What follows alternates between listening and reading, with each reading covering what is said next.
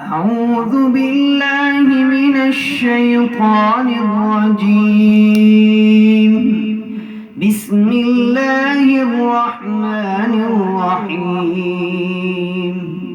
سبح اسم ربك الأعلى الذي خلق فسوى والذي قدر فهدى والذي أخرج المرعى فجعله غثاء أحوى سنقرئك فلا تنسى إلا ما شاء الله إنه يعلم الجهر وما يخفى ونيسرك لليسرى فذكر إن نفعت الذكرى سيذكر من يخشى ويتجنبها الأشقى الذي يصلى النار الكبرى